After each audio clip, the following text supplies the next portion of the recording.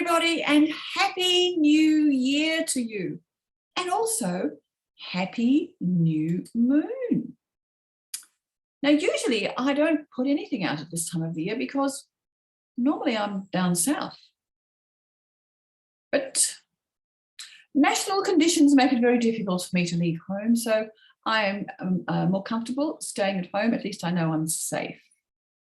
And I've got opportunity to share things with you. I'm close to the water, both the beach and the lake, so things are fine. And so as the year has closed, let us be grateful for lessons that we learned this year and appreciate people like Desmond Tutu and others who have passed over. Using astrological energies, let us anticipate the value of dreaming our way into a new future and explore the blessings of being in silence. The dynamic changes in our environment are prompting us to adjust our attitudes to many aspects of our lives. And it is important to sift out what no longer serves and actively create a new and enriching future for all of us. And I believe the energy in 2022 will help us achieve this, especially with the strong new moon in Capricorn this morning. I'm recording this on Monday the 3rd, and we had this new moon at about 5 o'clock this morning. And as you know, at new moons, we reset our compass for the month ahead. And in this Capricorn energy, we would be wise to release any compulsive control behaviors. Do you have any of those? I've probably got a few. Inflexible attitudes, we've all guilty of that. And fear of the new. And many of us are frightened of what's new. Now, Saturn is the ruler of Capricorn and doesn't easily embrace change. But at this time, it is smart to consider what we can adjust in our attitudes and our behavior in order to accommodate the changes that may be imposed from outside ourselves. Remember, of course, that we have control over our responses to such edicts. Take care of your bones, joints, and skin, protecting also your knees. Did you know that sore knees indicate inflexibility? But you do not lose when you accept new ideas from others or view issues from another perspective. Do remember that an inflexible attitude keeps you from finding new ways of going forward and encourages disease in your knees, like arthritis. Ever heard the phrase, let go and let God? Have faith that no matter how scary, there is an amazing future for you. Understand that you can imagine the future with all the details of who you want to be with, where you might want to live, what you might be experiencing, and what successes you might enjoy. Remember, what we imagine, we draw to us, it's like a magnet. Now, we will also experience a change of the nodal axis around the middle of January. And then what does that mean? Well, over the last 18 months, our global focus has been on respiratory ailments. Oh dear. And dealing with elements of the truth. Gemini, Sagittarius. Now, in mid-January, we move into the energy of Taurus, Scorpio, where systems and situations that are corrupt, do you know any of those? And no longer serving the people will be more exposed. Be prepared for many surprises. I think we might be on a bit of a roller coaster ride. Now, what about gratitude? On New Year's Eve, I didn't go out. And I chose to review the year that's just gone. I had opportunities to go out, but I chose to stay home. and considered what had happened every month that was significant and what were the lessons. And so how did I feel? So what I'm suggesting for you is, when you've got a moment in the next couple of weeks, what significant happened each month last year? How did you feel? What was your response? And what were the lessons? And then review your answers and see if you can determine at least 3 major learnings for the year. And what can you be grateful for? Because remember, when we express gratitude, we are inviting the universe to send us more abundance. Now, many folk would also be chafing at the bit to create new plans for 2022. This has been the popular practice, but for me as an astrologer, it does not align with the planetary energies.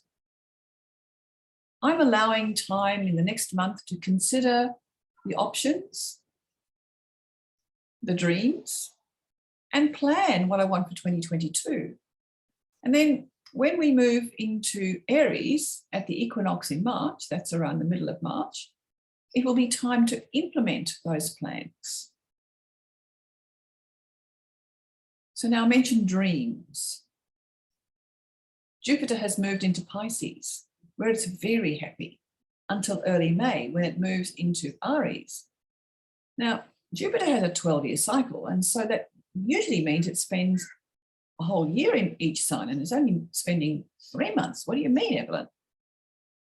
But when we examine the total time it spends in Pisces, it will be around a year, as it moves back there at the end of October until mid-December 22, whereupon it moves again forward into Aries. So what is important about Jupiter now? Dream big. Pisces is the energy of dreaming, imagination, illusion, creative ideas. Many creative people, artists, dancers, musicians, have very strong Piscean energy. And we can use all that creativity to generate the life we want to enjoy. Remember, our minds are like magnets, and what we think about, dream about, we draw to ourselves. Keep dreaming happy, positive experiences. What's going to work for you? Neptune and Jupiter will be conjunct in Pisces around Easter, when these creative and spiritual energies will be at their optimum. So more important even than dreaming is this opportunity to connect with our source energy. This may be God, Jesus, Allah, Buddha, or whatever energy you call that works for you. It's very personal. And in a world where the material is falling apart, it does make sense to connect with source, which is our trusty guidance energy. How can you be the best version of yourself? The dark side of this energy, of course, is indulgence in drugs, both recreational and pharmaceutical, and alcohol. I encourage you to focus on the positive expressions of this energy for maximum growth. Use your imagination to create in your mind the world you want to live in. Who do you want to be with you? Where do you want to live? What do you want to be doing? Will you spend more time doing than being? You know we're supposed to be humans being. Since Jupiter expands everything it touches, we may experience floods in these few months. Watch and wait. If you're in a flood-prone area, be prepared. Remember, you've been warned. Another aspect of dreaming is the experiences we have when in bed. We all dream, but often do not recall the dreams. How many times I wake up and I know I've dreamed, and I just can't catch that dream. It's just gone. Although I keep a diary by the bed, dream journal, you know, and I do know that it's the higher self trying to communicate with the conscious me. So keep a dream journal by the bed and try and capture those illusory thoughts when you wake. As I said, often they flee before I can put pen to paper. But persevere, you know, when you're determined about something, and the Capricorn energy gives you that capacity, eventually you will get something on paper. And often the images and the experiences make no sense at all, but just write them down, record them in whatever way you feel you can. And also record how you felt about that particular experience. Were you happy, sad, scared, delighted, disgusted, angry? Keep recording as you can, and at the end of the month, keep recording as much as you can. And at the end of the month, you can review those notes and see if anything that has happened in your life can be connected with that dream journal. Maybe you can seek out someone who can help interpret those images. It's not me.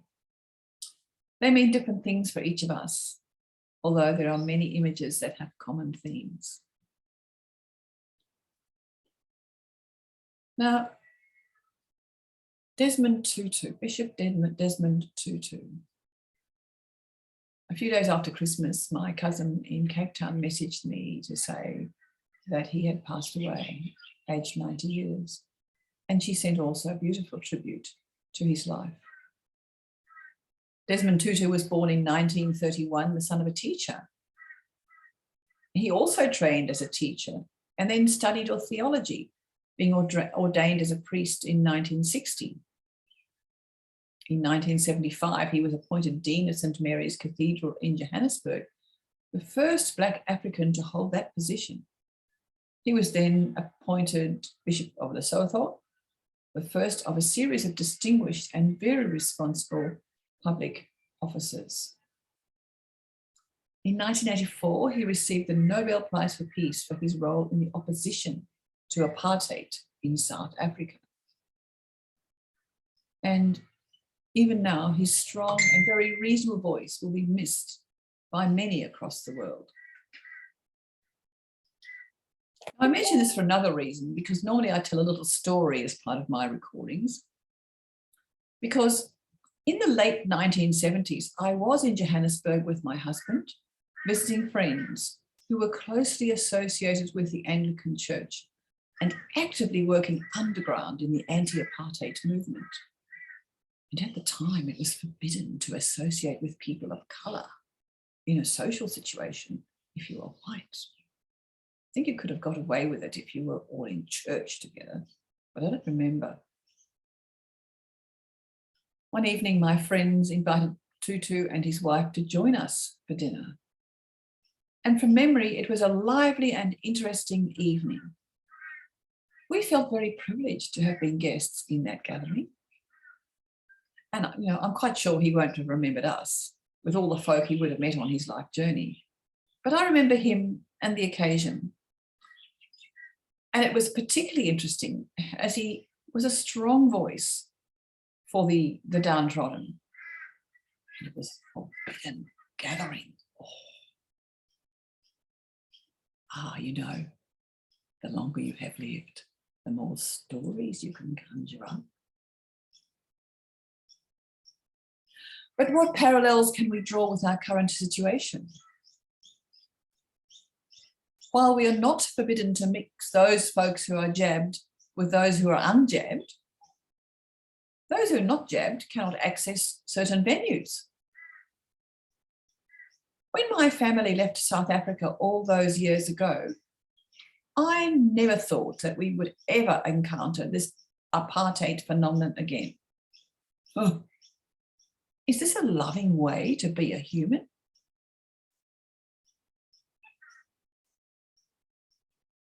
Silence.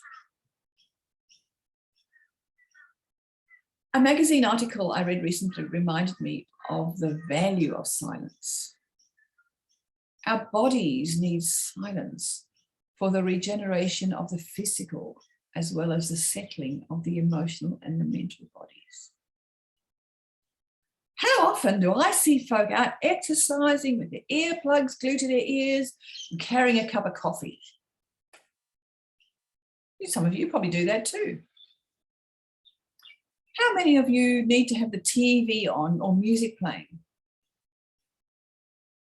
Guilty. I like music in the background. But there's also times I turn it off just to enjoy the silence. How often do you actually sit down and just be? Remember, the body is an amazing instrument and will recalibrate itself if given the right conditions. Yes, we know about the eating and the drinking and the exercise and the sleep and even about the meditation. Do you meditate in silence? Or do you need words to guide you? Do you ever just sit and allow your thoughts to drift as you observe the scene in front of you? Maybe the beach, somewhere in the country, or even in your garden. I'm finding that these days between Christmas and New Year, wonderful for just being. It is so healing to go with the flow and not need to hurry to be anywhere at any particular time. The other afternoon, I sat in silence, no music. My silence was pierced by the shrill call of the resident mudlark, closely followed by the chatter of some lorikeets, squabbling as they always do. And at a distance, the crows called in their loud, mournful voices. Closer at hand, the minor birds screeched, and the local ducks quack, quack, quack their way around the place as he chased her, a common sight. And I heard the chirrup of the restless flycatcher amongst many bird sounds at my place. And as I'm keying this narrative, the helicopter is flying overhead. Silence? What's that? Now, if I were at the beach, what would I hear in my silence? If I were in the country elsewhere, what would I hear? What would I hear in the middle of a busy city? What do you hear when you're sitting in silence? Can you simply filter out all sounds and just be in the silence of your own being? It's very therapeutic. I suggest you try it.